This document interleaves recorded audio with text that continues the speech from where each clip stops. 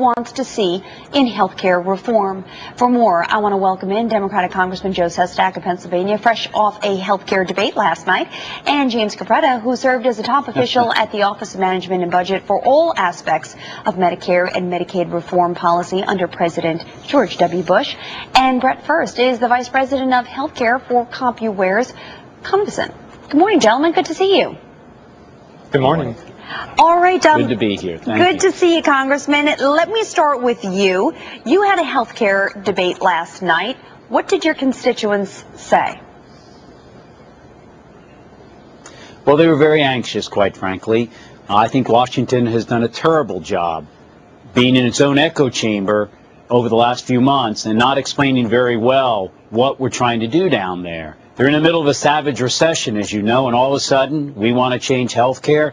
What I also heard last evening was we're not comfortable with the way things are, where insurance companies actually do ration our health care. Women, 50% of all individuals' insurance policies, they can't get maternity service coverage. And also we can't get coverage if you have pre-existing conditions. So what I heard is something's needed to be done. But are you doing it right? I believe we are, and I hope the president makes it very clear he's going to take a commanding position with specifics in it in order to make what's good for America occur. James, these town hall meetings have garnered so much attention, and I think they've not only shaped the debate in this country, they've shaped the polls for the president. What does he need to do when he comes back and meets with the members of Congress next week? Well, I'm not sure that he can do much of anything, actually, to change the basic trajectory of the debate. The basic problem for the president is that what he's described as a plan to help get our nation's fiscal house in order. He said health care reform will help our budget situation, but it turns out it would have the exact opposite effect, and that's raising all kinds of alarm among average citizens and also among experts. The budget is already well off track. We had a $5.8 trillion debt at the end of 2008. Under the president's budget, it would more than triple by the end of 2019 to over $17 trillion. That's their own numbers, and that's before the health care plan. The Congressional Budget Office has said that the bills that are emerging in Congress would have 8% spending increases in perpetuity and a revenue that would grow at about 5%. You don't have to be a financial genius to understand that that's a recipe for fiscal disaster. So, the problem is the plans that are emerging in Congress would make our budget situation much, much worse, not better. And I think that's a fundamental problem the president can't correct with one speech. Congressman, let me go back to you. You made some comments last night in the debate about town hall meetings. I want to play your comments for a second and then get what you were implying from that. These town halls have been representative of America. They have lost their faith in Washington, D.C. They've been placed in this savage recession through no fault of their own. And now we want to help them with their health care? What do you mean by that? Because I listened to James talk about the figures. The figures scare the pants off of me. But what were you implying? I spent 31 years in the U.S. military, as you know, and I've been down in Congress for about 2.5 years. And the lack of principled, accountable leadership, where you stand for what you believe in, and you just don't do things because of your job. You do it for people's needs. That's what they're worried about. Look, I understand what was said, but what wasn't brought up is that the Bush administration doubled our national debt. And what he also didn't bring up is that by 2017, 82% of our GDP would, under President Bush's plan, be debt. And so when you sit back and you see something in Washington, D.C., is the failure of the Hatfields and the McCoys, the Democrats and the Republicans, to work together on something. We each try to make political points on the other side. Do I believe this health care reform is necessary? Alexis, I do. You know I got in because of my daughter's brain tumor. That was salvaged because of TRICARE.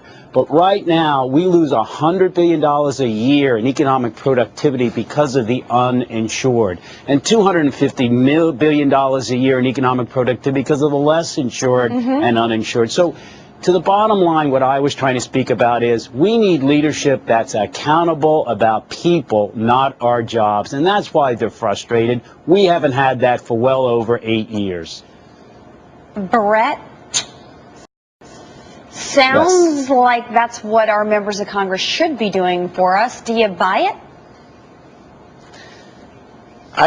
There's something that has to be done. I do not agree with pushing it through with a simple majority. I do think it needs to be a bipartisan agreement. But, you know, when you look at, I think what's amazing is that we're talking about big numbers, $1 trillion over 10 years, and that's what I think the motion is in these town hall meetings. If you look at percentage-wise, what that really is over 10 years compared to the spend in the U.S., which this year will be $2.5 trillion, it's a small percentage, and something does have to be done. But I do think it's probably a public-private option, and it should not be pushed through with just a simple majority. And Brett, this impacts you because we're talking about healthcare technology, and you're in the technology business. So what we've seen thus far, at least, you're the beneficiary of. Well, you know, it feels that way, but there's still quite a lot of work ahead. I think where the opportunity is for the administration and the president in the next week is, along with good health care policy, there needs to be good health care plans and reform and mandates even on use of technology to make that help us realize those benefits. Putting in a reform without actually taking into account the technology is necessary to streamline data sharing, to make sure that we're not being inefficient as we are today, which today is estimated to be as much as 30% of that spend, of that $2.5 trillion, is redundant use of information or lack of information. That's really going to drive to the core of delivering value and quality care. Yeah, it's very interesting, James. Ron Gettelfinger, the UAW chief, spoke to me yesterday, and he said that's one of the real puzzles here is the administrative costs, about 30% of health care costs right now, and for Medicare it's just about 2.5%. Do those statistics jibe? I mean, you know Medicare, you know Medicaid. That's false. It's got many. Well, you know, I think the thing people should understand is that the Government Accountability Office has said many times that the amount of fraud in the Medicare and Medicaid program is really stunning, and in fact, it's probably in $60 billion a year in the Medicare program alone, maybe 10% of all spending. That's a lot of fraud. And in part, it's there because no one really who's running the Medicare program on the traditional program is watching the claims enough to figure out that that the program's getting taken for tens of billions of dollars. So maybe the problem in Medicare is that there needs to be more watching of who's paying claims for what.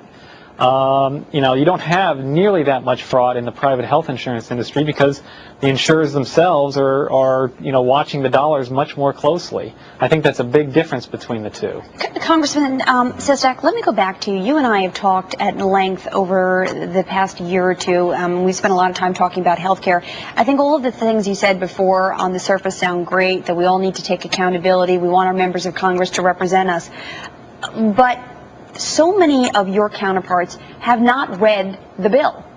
And it's hard to take them at face value when they've had all this time to read information, to be informed, and to inform us, and they haven't. So of course we're angry. Of course we don't understand what it's going to look like. But why isn't there more transparency? If we want to create more transparency in this country, the first place you need to start is by explaining the specifics to us about health care reform.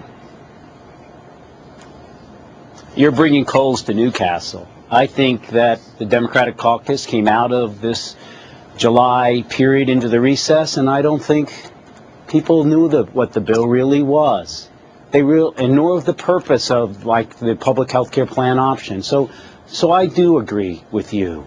People have to understand that this is a 24/7 job down there, particularly when we have a war at home in our economy and 2 overseas. But if I could, our economy is what this is really all about. The Department of Justice's criteria for heavily concentrated markets, that is markets where there's no competitive pricing, says that 92% of all health insurance markets, there's no competitive pricing.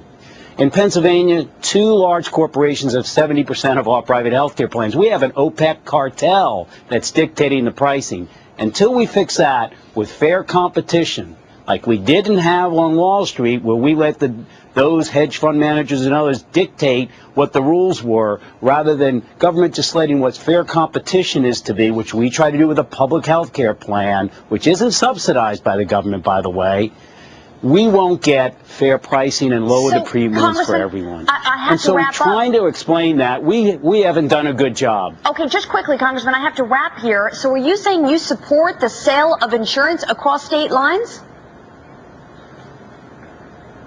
I will, with one exception. They have to have a minimum standard of requirements, because otherwise they'll go to places like Alabama that has very minimum requirements, like that potentially you can't appeal. In certain states you have no appeal process. So what does someone in Pennsylvania do if the headquarters of that insurance company that is now national is in one state that doesn't have an appeal process? We must have minimum level of standards and then let them. And our public health care plan, by the way, is a national one. And anyone's in the healthcare insurance exchange we're setting up is a national pooling. It has to meet state standards, but it's a national pool to lower the risk, and it's more competitive. So cross-state guidelines, but no tort reform.